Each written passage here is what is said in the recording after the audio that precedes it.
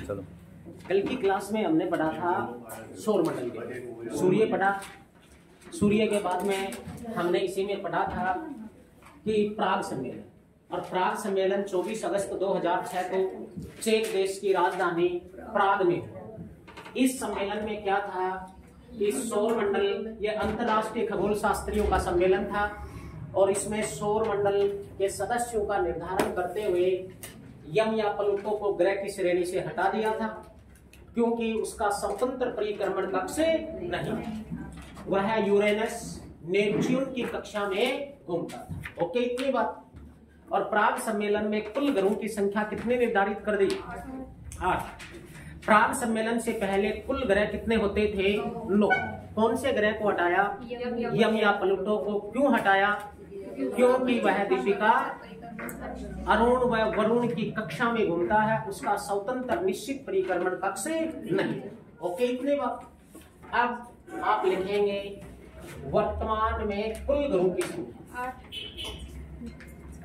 वर्तमान में कुल ग्रहों की संख्या बोलो कितना है?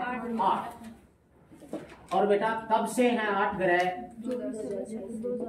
अगस्त 2006 से, क्योंकि प्राग सम्मेलन में यम या प्लूटो को ग्रह की श्रेणी से हटा दिया। अब वो 8 ग्रह कौन कौन से हैं, किस ग्रह की क्या विशेषता है, कैसा कुछ है, क्या नहीं है, वो अब आप देखेंगे। सौरमंडल में आपने पढ़ा था कि सौरमंडल का प्रधान ही कौन है? सूर्य। और समस्त सौरमंडल के सदस्य किसके चारों तरफ परिक्रमा करते हैं? सूर्य के। अब ग्रह भी किसकी परिक्रमा करेगा? सूर्य की करेगा। अब ये 8 ग्रह हैं, ये सूर्य की परिक्रमा करते हैं, चारों तरफ घूमते हैं। उसे ही सौरमंडल में आप देखेंगे सबसे पहले ग्रह कौन सा है? बुध। वो 8 ग्रहों के नाम एक बार आप लिख सकते हो। जो 8 ग्रह हैं कौन कौन से हैं? 1 नंबर पे बुध। बुध को यूनानी साहित्य में क्या नाम मिला है? मरकरी। सभी लिखेंगे ये 8 ग्रह। उसके बाद में क्या उसके बाद में देखते रहना, कहीं मिस्टेक हो तो ठीक है। उसके बाद में है अगला ग्रह कौन सा? शुक्र। शुक्र को क्या नाम मिला? विनस। ये इनके यूनानी साहित्य के नाम है बुध, मरकरी, शुक्र, विनस। उसके बाद में अगला ग्रह कौन सा आता है? पृथ्वी। पृथ्वी को क्या कहते हैं? अर्थ। बोलो क्या है? अर्थ। पृथ्वी के बाद अगला ग्रह कौन सा है? मंगल। मंगल को क्या नाम मिला है? मार्स। उसके बाद अगला ग्रह कौन सा आता है? बृहस्पति। बृहस्पति को क्या नाम मिला है? जुपिटर। उसके बाद में अगला ग्रह कौन सा है? शनि। शनि को क्या नाम मिला है? स्टूल। उसके बाद में अगला ग्रह कौन सा आता है? अरुण। अरुण को क्या नाम मिला है? यूरेनस। उसके बाद में कौन सा है? वरुण। वरुण क्या है? नेपच्यून। ये हमारे वर्तमान सौरमंडल के कुल कितने ग्रह हैं? 8। और जो ये आपने नाम लिखे हैं एक के बाद एक, ये बेटा क्रम की दृष्टि से है सर, समझ गए ना? सूर्य से दूरी के आधार।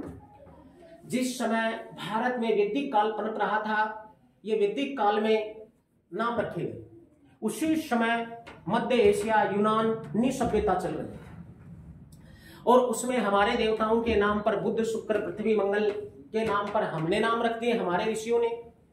और यूनान के ऋषियों ने अपने देवताओं पर नाम रखा। जैसे हमारी संस्कृति में बुध एक देवता है, ऐसे ही यूनान में कौन है? मरकरी। तो बस ये अपने देवताओं के नाम पर नाम रखे गए हैं।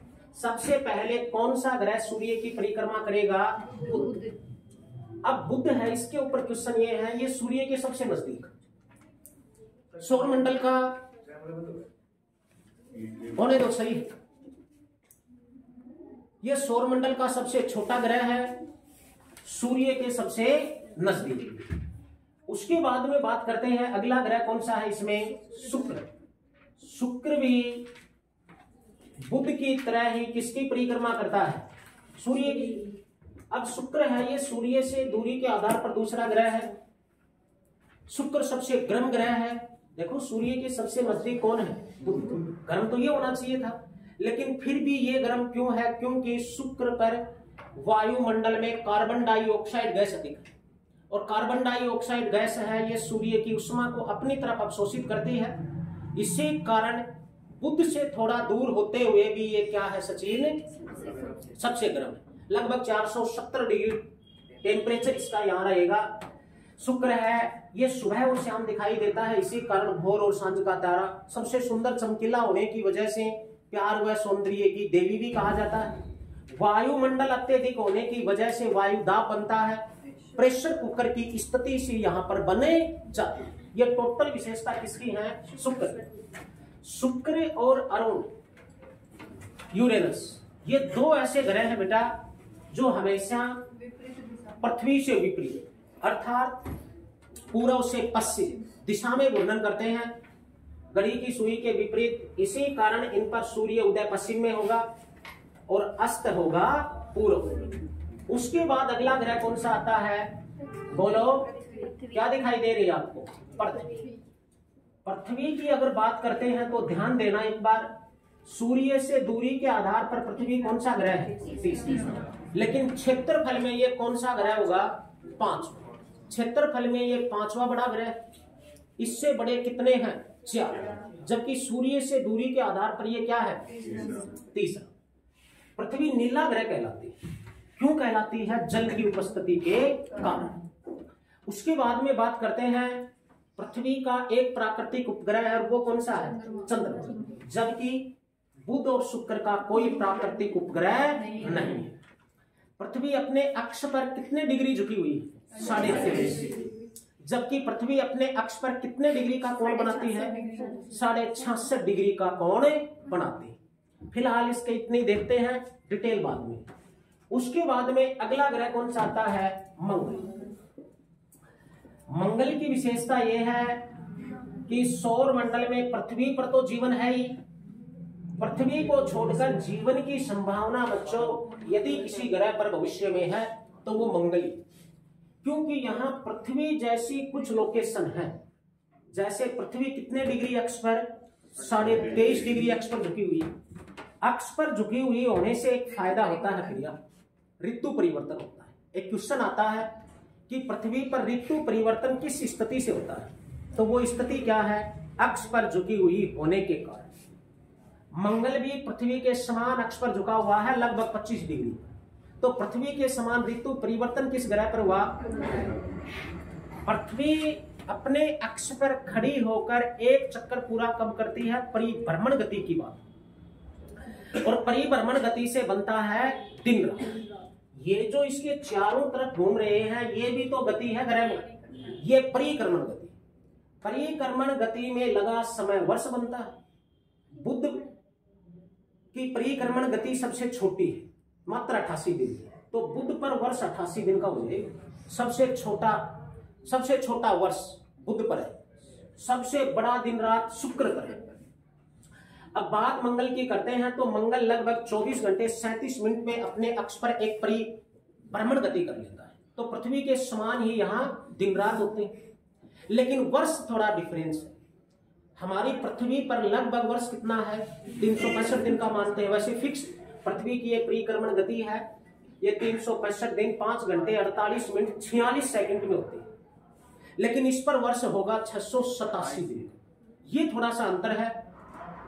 मंगल पर पृथ्वी जैसी ही धरातल है, लोकेशन है, पृथ्वी जैसी ज्वालामुखियां हैं, पृथ्वी जैसे ही ऊंचे पर्वत हैं। निकस ओलंपिया पर्वत सौर मंडल का सबसे ऊंचा पर्वत मंगल पर ही है, जबकि सौर मंडल की सबसे ऊंची ज्वालामुखी ओलिपस मेसी मंगल पर ही। मंगल के 2 प्राकृतिक उपग्रह हैं, डीमोस और फोबोस, जबकि डीमोस सौर मंडल का सबसे छोटा उपग्रह होगा। मंगल लाल ग्रह कहलाता है आयरन ऑक्साइड की अधिकता के कारण। यहां लो तत्व अधिक पाया जाएगा, जिसकी वजह से ये लाल ग्रह भी कहलाता है। उसके बाद में अगला ग्रह कौन सा आता है आपका? बृहस्पति। बृहस्पति की मूल विशेषता यही है, एक बार तो इनकी थोड़ी डिटेल देख लो, बाद में लिखेंगे। ये सौर मंडल का क्षेत्रफल में सबसे बड़ा ग्रह। उसके बाद में बात करते हैं अगला ग्रह कौन सा आ गया? शनि। शनि को वल्लू वाला ग्रह भी कहा जाता है। शनि के चारों तरफ गैस और धूल के कणों का आवरण है बेटा। और जब इन गैस और धूल के कणों पर सूर्य का प्रकाश गिरता है, ये चमकते हैं, चमकते हुए हमारी दिखाई देते हैं, इसे ही शनि के वल्ले कहा जाता है। रेलवे डी ग्रुप में पूछा गया था शनि के वल्लों की कुल संख्या कितनी है? शनि के कुल वल्लों की संख्या 7। उसके बाद में बात करते हैं अगला ग्रह कौन सा है, बोलो। अरुण। यूरेनस आया आपका। यूरेनस भी इसी प्रकार सूर्य की परिक्रमा करता रहता है। उसके बाद कौन सा है, वरुण। वरुण भी एक निश्चित स्थान परिक्रमण कक्ष से होता हुआ सूर्य के चारों तरफ घूमता है। जो ग्रह सूर्य के चारों तरफ जिस स्थान से घूम रहे हैं वही उसका परिक्रमण कक्ष है। ये 8 ग्रह बने। अगर ये चित्र याद है ना आपको, तो 15-20 क्वेश्चन निशा बिना रटे आप आंसर दे सकते हैं, सिर्फ किसको देखकर, चित्र को देखकर। अगर याद है तो जैसे क्वेश्चन बनेगा, पृथ्वी से पहले कौन सा ग्रह है? अरे चित्र में देखोगे तो पृथ्वी से पहले शुक्र है कि नहीं? अब शुक्र की लोकेशन बेटा एक बात और भी याद रखना गौरव, ये पृथ्वी के समान क्षेत्रफल वाला है, यानी पृथ्वी की बहन कहलाती है शुक्र। जुड़वा ग्रह है पृथ्वी और शुक्र। जितना क्षेत्रफल पृथ्वी का है लगभग उतना ही किसका है, शुक्र का। लेकिन इतना याद रखना आरती थोड़ा सा छोटा है, पृथ्वी थोड़ी सी बड़ी है और कितना, शुक्र थोड़ा सा पृथ्वी से छोटा है। अब इसकी बात करते हैं तो पृथ्वी से पहले कौन है, शुक्र। क्वेश्चन आ गया, शुक्र किन ग्रहों के बीच में स्थित है? पृथ्वी और बुध के बीच में स्थित है। बताओ बृहस्पति से पहले ग्रह कौन सा है? मंगल है। बृहस्पति के बाद कौन सा ग्रह है? अब यहां पर एक क्वेश्चन बना इस चित्र के अनुसार, सूर्य के सर्वाधिक निकट स्थित ग्रह कौन सा है? बुध है। तो सूर्य से सबसे दूर कौन सा है? वरुण दिखाई दे रहा है। पृथ्वी के सबसे नजदीक कौन है? शुक्र। देखो मंगल भी आपको दिखाई दे रहा है, लेकिन जब दोनों के बीच की दूरी देखते हैं तो शुक्र ज्यादा नजदीक है। पृथ्वी के सर्वाधिक निकट ग्रह कौन सा है? शुक्र। तो पृथ्वी से सबसे दूर कौन सा है? वरुण है। अब देखो सबसे गर्म कौन सा है? शुक्र। अब सूर्य का प्रकाश सबसे कम किस पर दिखाई दे रहा है? वरुण पर। तो सबसे ठंडा ग्रह भी कौन सा है? वरुणी। ओके, इतनी बात। अब इसी में देखते हैं, जो ग्रह सूर्य की परिक्रमा जितने समय में पूरी कर लेता है उस ग्रह पर उतने ही समय का वर्ष है। वैसे देखो ये परिक्रमण गति की चाल पर निर्भर करेगा, लेकिन वैसे समझने के लिए बात करें तो बुध के परिक्रमण कक्ष का घेरा छोटा है कि नहीं? तो ऐसे हम मान लेते हैं एक बार कि बुध पर सबसे छोटा वर्ष होगा। अरे कम दूरी में घूम रहा है, कम दूरी में घूम रहा है, जल्दी चक्कर पूरा कर रहा है तो घूमने में समय कम लगेगा और बुध पर सबसे छोटा वर्ष हो जाएगा।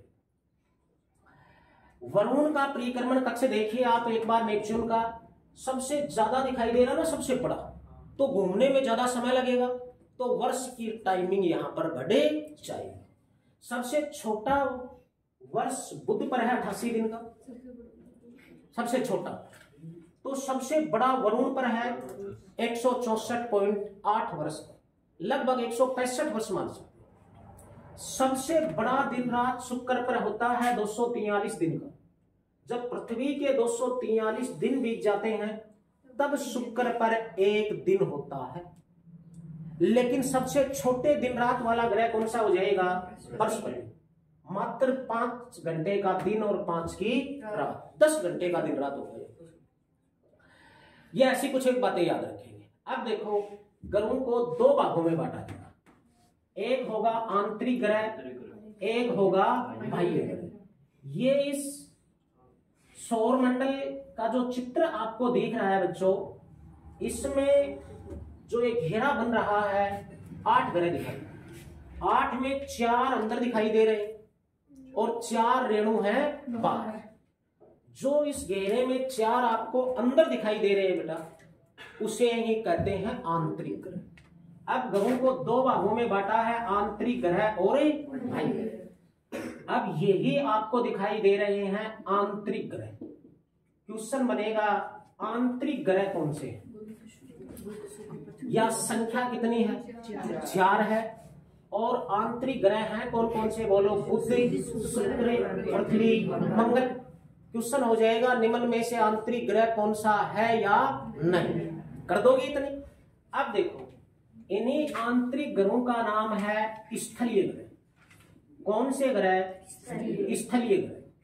ये पृथ्वी जैसे स्थल है, यहाँ पर जैसा पृथ्वी पर आपको धरातल दिख रहा है, कहीं स्थल है, कहीं पठार है, तो कहीं पर्वत, ऐसा ही धरातल इनका मिलेगा। इसी कारण ये स्थलीय ग्रह, इन्हें ही पार्थिव ग्रह भी कहते हैं। क्या कहते हैं? पार्थिव ग्रह। तो एक ही बात हुई, आंतरिक, स्थलीय, पार्थ। स्थलीय से मतलब ये है कि यहां पृथ्वी जैसा स्थल आपको दिखाई देगा। अब इसकी बात करते हैं, ये 4 ग्रह जो दिखे आपको इस घेरे में बाहर, इन्हीं का नाम क्या हो जाएगा? बाह्य ग्रह। अब क्वेश्चन ये बनेगा, बाह्य ग्रह कौन से ग्रह हैं या बाह्य ग्रहों की संख्या कितनी है? तो यही क्या है? बाह्य ग्रह। बाह्य ग्रह कौन कौन से हैं? बृहस्पति, शनि, अरुण, बुध। ओके, इन्हीं बाह्य ग्रहों का एक नाम और है गैसीय ग्रह। कैसे ग्रह? गैसीय ग्रह। यहां पृथ्वी जैसा स्थल न मिलकर गैस के पुंज हैं, इसी कारण 4 स्थलीय है, 4 गैसीय। स्थलीय 4 कौन कौन से हैं? बुध, शुक्र, पृथ्वी, मंगल। जबकि गैसीय ग्रह, बाह्य ग्रह ही गैसीय है, घेरे में 4 बार, बृहस्पति, शनि, अरुण, बुध। ओके, इतनी बात, कोई दिक्कत निशा ना। अब देखिए इन्हें ही बृहस्पतीय ग्रह भी कहते हैं। क्या कहते हैं? बृहस्पतीय ग्रह। ये बृहस्पति की जैसे लोकेशन धरातल का है, सबसे बड़ा प्रधान इनमें क्या है? बृहस्पति। अब इन दोनों में यदि हम अंतर किया जाए, डिफरेंस किया जाए, तो याद रखेंगे आंतरिक ग्रहों का क्षेत्रफल छोटा होता है, कम होता है, किसकी तुलना में? बाह्य ग्रह। आंतरिक ग्रहों का घनत्व अधिक होता है। घनत्व क्या होता है इनका? अधिक होता है। जबकि बाह्य ग्रहों का क्षेत्रफल तो बड़ा होता है। क्षेत्रफल क्या होगा? बड़ा। जबकि घनत्व क्या होगा? कम। किसकी तुलना में? आंतरिक की तुलना। याद रखनी है ये बात। आंतरिक ग्रहों का क्षेत्रफल छोटा होता है बाह्य ग्रहों की तुलना में, जबकि घनत्व होता है अधिक। बाह्य ग्रह क्षेत्रफल में बड़े होते हैं रेणु, लेकिन घनत्व में छोटे होते हैं। ये सूर्य से दूरी के आधार पर 8 ग्रह आपको दिखाई दिए। जैसे सूर्य से दूरी पर 5वां ग्रह कौन सा है? बृहस्पति। छठा ग्रह कौन सा है? शनि। तीसरा कौन सा है? चौथा कौन सा है? मंगल। ऐसे आपको ये क्रम याद रखना। अगर ये क्रम याद है सूर्य से दूरी के आधार पर, तो काफी सारे क्वेश्चन सोल्व कर दोगे। आंतरिक कौन से हैं, बाह्य कौन से हैं, कौन किसके बाद स्थित है, कौन किससे पहले है, कौन किसके मध्य है। ठीक है प्रीति, बोर्ड पे ध्यान रख। यहां तक ओके। अब देखो बेटा, सूर्य से दूरी के आधार पर तो आपको ग्रहों का क्रम याद है, लेकिन अब एक क्वेश्चन और बनता है क्षेत्रफल के अनुसार ग्रहों का क्रम। क्षेत्रफल के अनुसार, जैसे सबसे बड़ा, सबसे छोटा, तीसरा बड़ा, 5वां बड़ा, छठा बड़ा, ये क्रम याद है ना आपको दूरी के आधार पर। तो क्षेत्रफल के अनुसार ग्रहों का क्रम याद रखना तो इससे भी इजी है। अगर बताई हुई बोर्ड पे बातें सभी बच्चों को याद है तो बहुत ही आसान है। देखिए, आपको कुछ बातें याद रखनी है। बाह्य ग्रह क्षेत्रफल में बड़े हैं ना, आंतरिक ग्रह क्षेत्रफल में छोटे। एक बात याद रखनी। दूसरी बात, सबसे बड़ा ग्रह तो पता ही होना चाहिए आपको, कौन है बोलो? बृहस्पति। सबसे छोटा ग्रह क्या है? बुध। ये 2 क्वेश्चन भी याद है दीपिका। अब आपको याद ये रखना है खुशबू, सूर्य से दूरी के आधार पर हमारी पृथ्वी का कौन सा स्थान है, लेकिन क्षेत्रफल में कौन सा बड़ा है? 5वां। अभी बताइए। पृथ्वी के समान उससे थोड़ा सा छोटा कौन सा है? शुक्र। अगर ये कुछ बात याद है तो ग्रहों का क्रम क्षेत्रफल के अनुसार बड़ा ही आसान है। देखो, अब 1 नंबर का बाह्य ग्रह कौन सा है? बृहस्पति। 2 नंबर का बाह्य ग्रह कौन है? शनि। 3 नंबर का रेणु कौन है? तो 4 नंबर का बाह्य ग्रह कौन है? वरुण। नेहा ये क्रम याद है ना, पहले से याद था ये तो आपको। तो 1 नंबर का बाह्य ग्रह बृहस्पति है, तो बजावा सबसे बड़ा भी बृहस्पति है। 2 नंबर का बाह्य ग्रह कौन सा है? शनि। तो क्षेत्रफल में दूसरा बड़ा भी कौन है? शनि।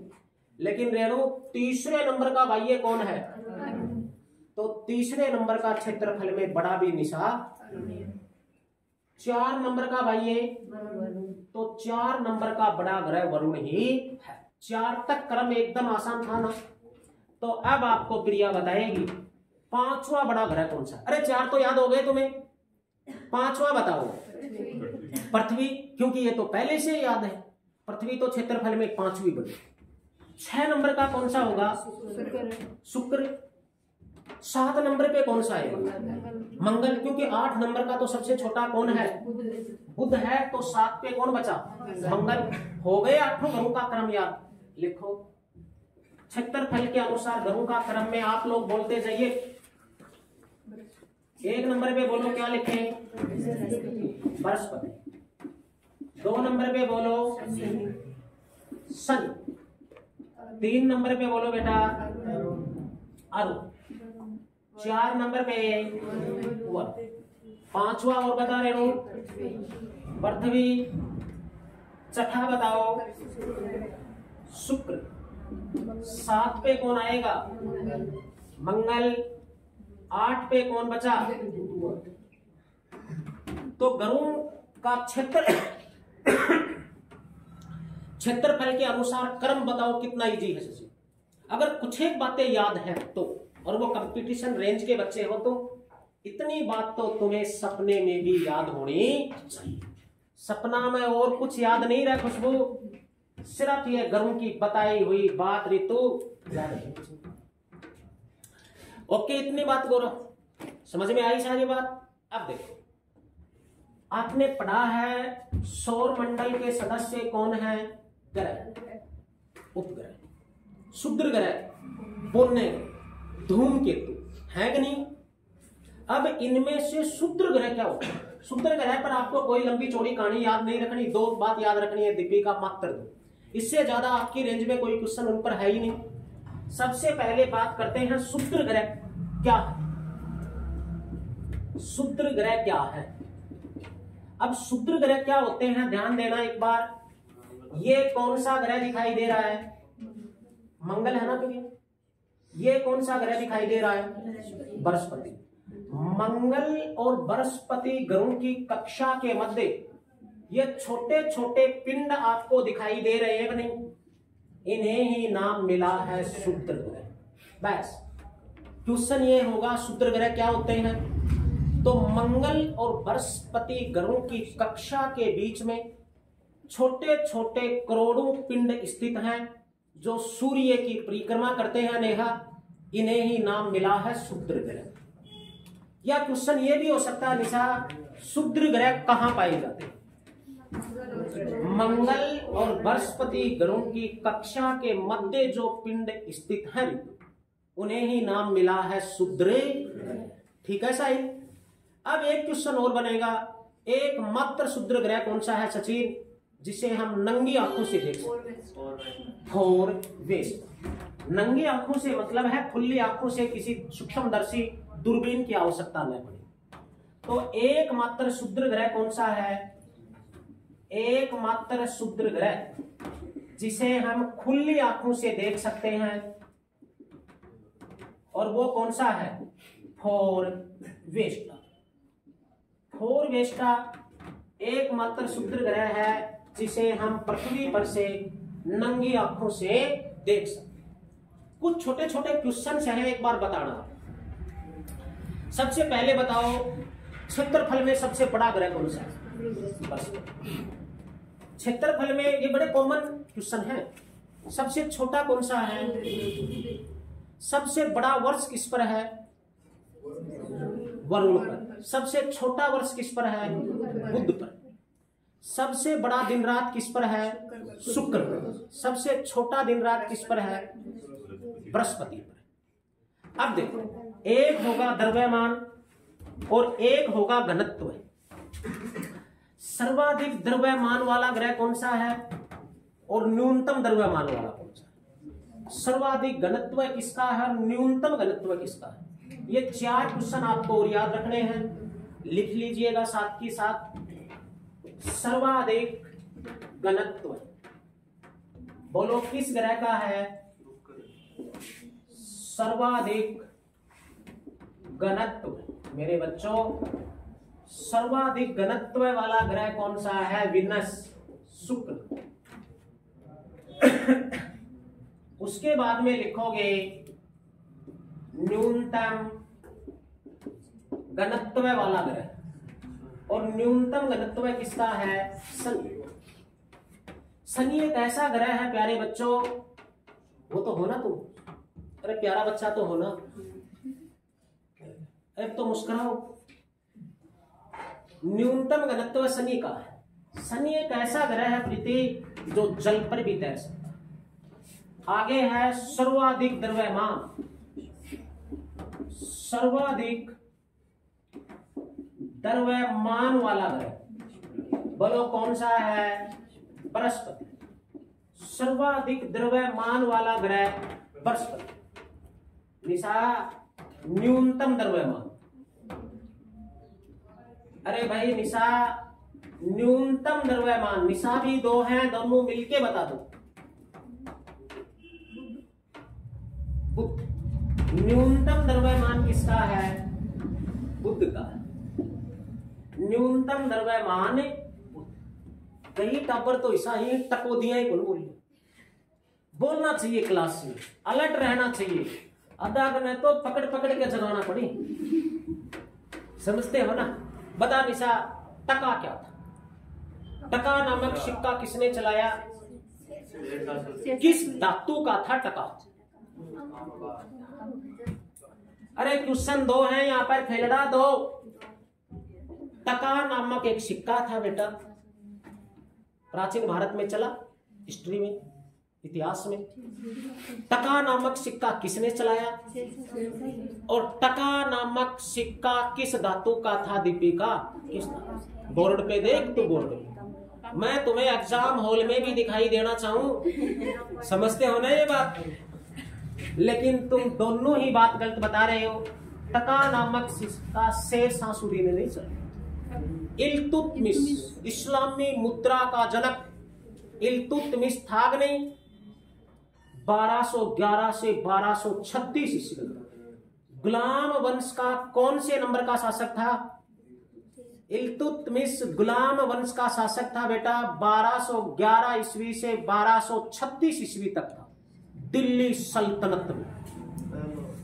लेकिन वो गुलाम वंश का दिल्ली सल्तनत काल में 5 राजवंश हैं, फूल खिले तो सांस लो, याद आया सूत्र? और उसमें पहले नंबर का राजवंश ही गुलाम वंश है। 1206 से 1290 ईस्वी तक है गुलाम वंश। लेकिन गुलाम वंश में इल्तुतमिश जो इस्लामी मुद्रा का जनक है प्रिया, ये गुलाम वंश का कौन से नंबर का शासक था? देखो ये हाल है तुम्हारा, क्या हाल है तुम्हारा? मेरे हिसाब से तो बुरा हाल है तुम्हारा, समझ रहे हो ना ये बात? अरे तीसरे नंबर का था। तुम मन ही मन में गुनगुना रहे हो, तेरे मन में क्या चल रहे हो मैं थोड़ी ना मेरे। कुतुबुद्दीन ऐबक फिर आराम सा आया था कुछ दिन के लिए, और उसके बाद में आया है इल्तुतमिश। इल्तुतमिश ने टका नामक सिक्का चलाया जो चांदी का था, और इल्तुतमिश ने जित्तल भी सिक्का चलाया जो तांबे का था। तो टका और जित्तल इल्तुतमिश ने शुरू किए हैं। टका चांदी का था और जित्तल तांबे का था। ओके, इतनी बात। आ जाओ वापिस सौरमंडल पर, आ जाओ वापिस। तो आंतरिक ग्रह और बाह्य ग्रह लिखवाए या लिख लिए? सभी बच्चों ने लिख लिए?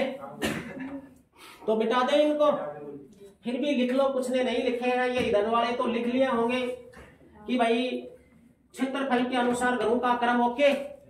कर दोगे।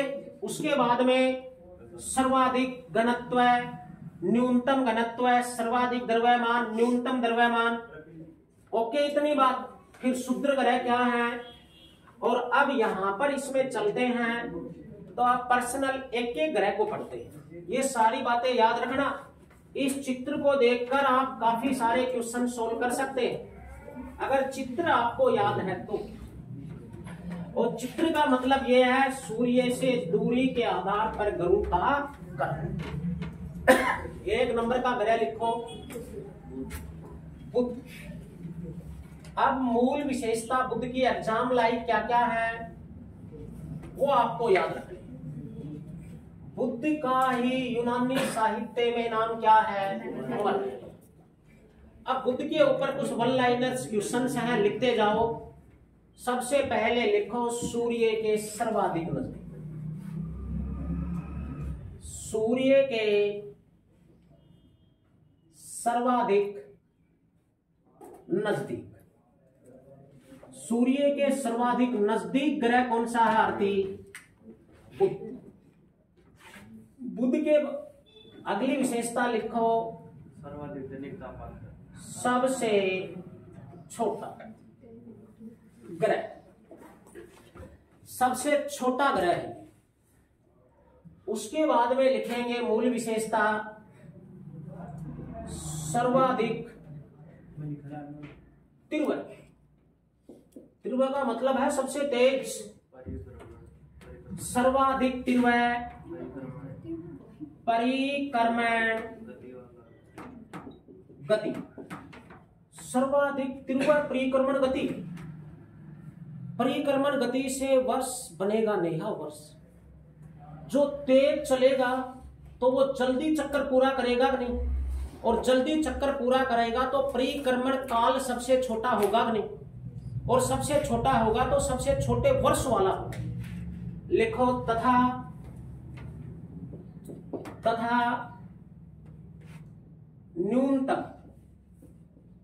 न्यूनतम परिक्रमण समय वाला ग्रह, न्यूनतम परिक्रमण समय वाला ग्रह। इस बात का मतलब यह है कि ये सबसे तेज गति से परिक्रमा करता है सूर्य की, तो परिक्रमा करने में समय भी तो सबसे कम न्यूनतम लगेगा, और समय कम लगेगा तो वर्ष उतना ही छोटा होता चला जाएगा। लिखो सबसे छोटे वर्ष वाला ग्रह, सबसे छोटे वर्ष वाला ग्रह 88 दिन का। जब पृथ्वी के 88 दिन बीत जाते हैं तब यह सूर्य की एक परिक्रमा पूरी कर लेता है और सबसे छोटा वर्ष है। ध्यान दो, सर्वाधिक तीव्र गति वाला, सर्वाधिक तीव्र परिक्रमण गति वाला ग्रह। तो सबसे न्यूनतम परिक्रमण गति किस ग्रह की है? ये तो सर्वाधिक परिक्रमण गति है, सर्वाधिक परिक्रमण गति। तो बताओ न्यूनतम परिक्रमण गति वाला ग्रह कौन सा है? अरे जो सूर्य की परिक्रमा बहुत धीरे धीरे कर रहा हो, ये तो सबसे तेज कर रहा है। सबसे तेज कर रहा है तो समय सबसे कम लगेगा नहीं। अब ऐसा ही बताओ कौन सा ग्रह है जिसकी न्यूनतम परिक्रमण गति है? वरुण की है, तभी तो उसको परिक्रमा करने में समय अधिक लगेगा, और समय अधिक लगेगा तो सबसे बड़ा वर्ष होगा कि नहीं। अरे जो तेज चलेगा उसको दूरी तय करने में कम समय लगेगा, और कम समय लगेगा तो उतने ही वर्ष छोटा हो जाएगा। जो धीरे धीरे चलेगा, अरे 400 मीटर की ट्रैक में आपको दौड़ना, और एक बच्चा बहुत तेज गति से दौड़ रहा है, तेज गति से दौड़ा तो दौड़ने की गति अधिक ठीक नहीं, लेकिन दौड़ने का कुल टाइमिंग सबसे कम हुआ नहीं। तेज दौड़ेगा तो सबसे कम समय में एक राउंड लगा के आ जाएगा, 1 ही मिनट में। और जो धीरे धीरे दौड़ेगा तो उसको 5 मिनट लग जाएंगे। तेज चलेगा समय कम होगा, धीरे चलेगा कुल समय बढ़ेगा। ओके, इतनी बात। आगे लिखो, सर्वाधिक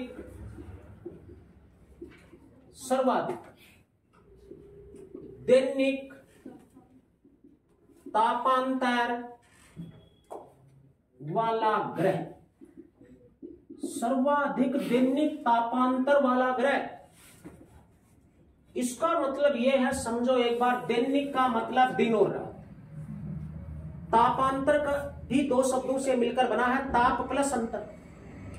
ऐसा कौन सा ग्रह है जिस पर दिन और रात के तापमान में सर्वाधिक अंतर है?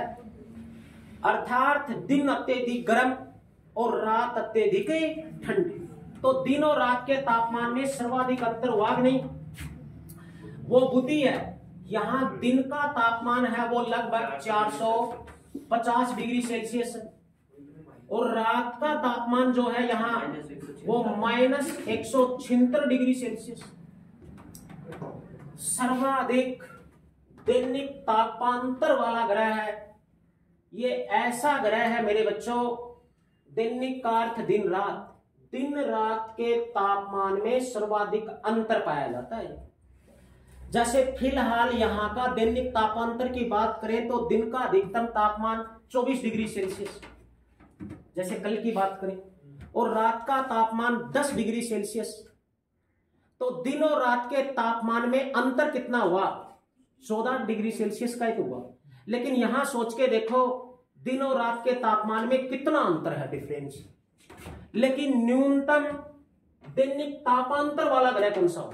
अरे ये तो सर्वाधिक है, दिन और रात के तापमान में सर्वाधिक अंतर है। खुशबू, समझो बात। लेकिन ऐसा कौन सा ग्रह है जिसके दिन और रात के तापमान में सबसे कम अंतर है? गौरव, वो शुक्र है। शुक्र की दिन और रात लगभग बराबर गर्म रहती है। अधिकतम टेम्परेचर उसका 470 डिग्री सेल्सियस है, तभी वो सबसे गर्म है। तो न्यूनतम दैनिक तापांतर वाला ग्रह शुक्र होगा, और सर्वाधिक दैनिक तापांतर वाला ग्रह कौन सा होगा? लिखो, इसका कोई उपग्रह नहीं है, इसका कोई उपग्रह नहीं है।